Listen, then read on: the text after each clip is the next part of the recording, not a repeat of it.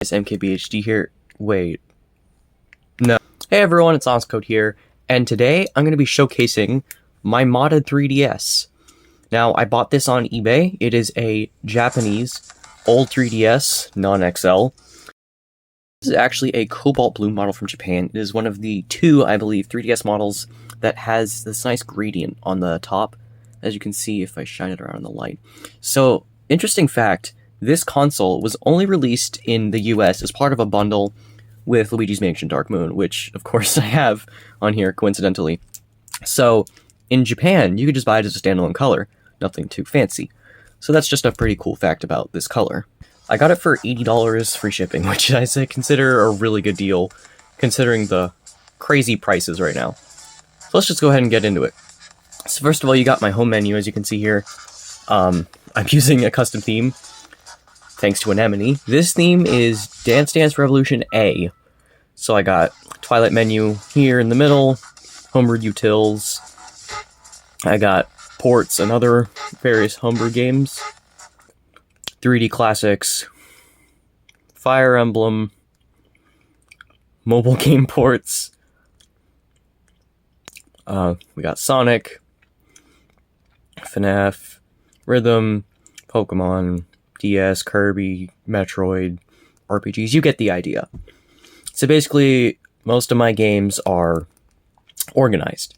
Now, as far as storage goes, I have a 128 gigabyte Samsung Evo Select micro SD card in an adapter because it's an old 3DS. It's harder to do it on camera. Obviously, that's just all standard modded 3DS stuff. You guys aren't really here for that. So let me just turn it off and I'll show you what else it can do. I have various key combos. So first, we're going to take a look at my OpenAGB firm installation. If I hold B, I boot into OpenAGB firm, which allows me to run GBA games natively bare metal. So let's pull up Pokemon Fire Red as an example.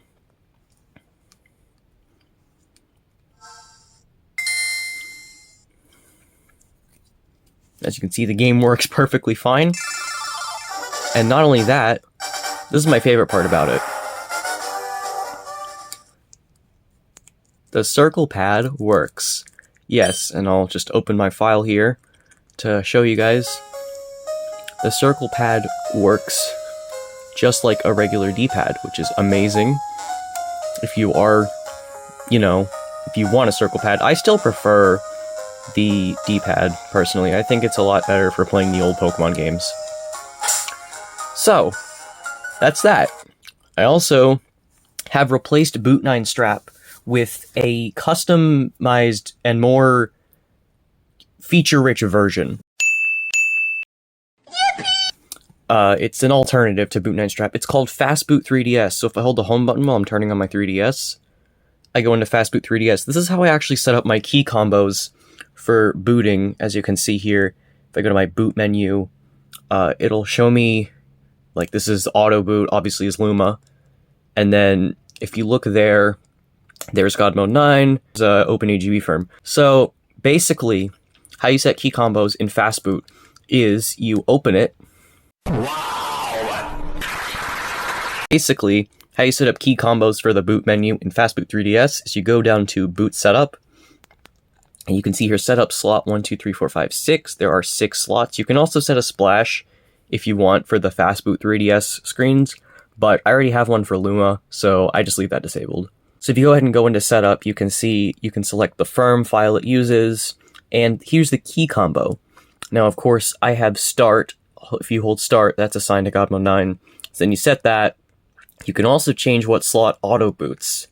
Obviously, I have Luma set to auto boot because it's Luma. So, now for the grand finale. So for the grand finale, it's a little bit scuffed, but it does work. I have 3DS Linux installed. Now this is still in very, very early stages. The keyboard is, as you can see on the bottom, but it's also very finicky. It doesn't work that well, so it might take me a few attempts here to actually log in.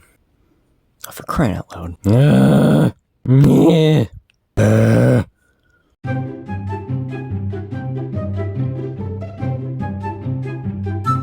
Well, I've just about had it with this. I'll put a picture up on screen for what it's supposed to look like.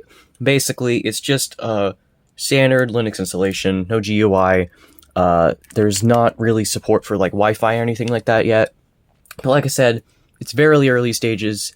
I'm really excited to looking forward to the future of what this project will bring for the 3DS homebrew community, though, as it seems to really have come a long way already.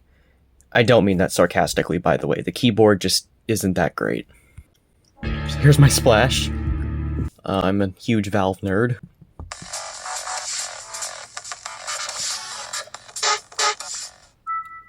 Alright.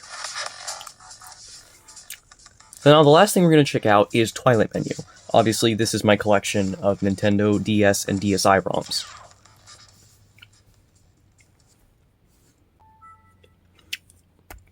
So yes, I have that boot option turned on. It's very nostalgic. Just reminds me a lot of the DS era. So I have the DSi shop music as my menu music for the Twilight Menu. As you can see, I have a lot of the old, the 3rd through 5th gen Pokemon games. I got Advance Wars, Animal Crossing. I haven't played through Bleach games yet, but I do want to check those out. Brain Age, obviously that's a classic. Chrono Trigger. There's actually 2 McDonald's games, if you didn't know. Where are we? Right here. This is the first one. The one that Nick Robinson talked about in his video.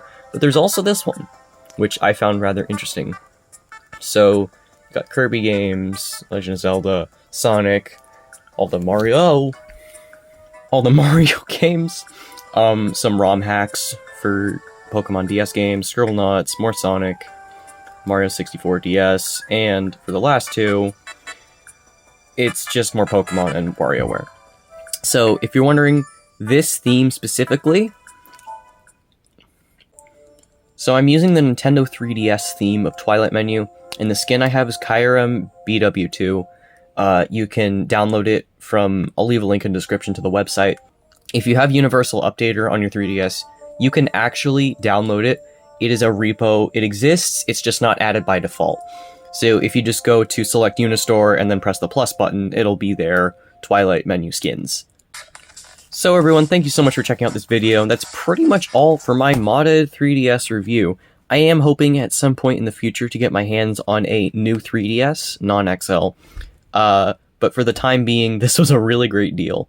So thank you guys so much for watching. Comment, like, and subscribe, and I'll see you all in the next video. Bye!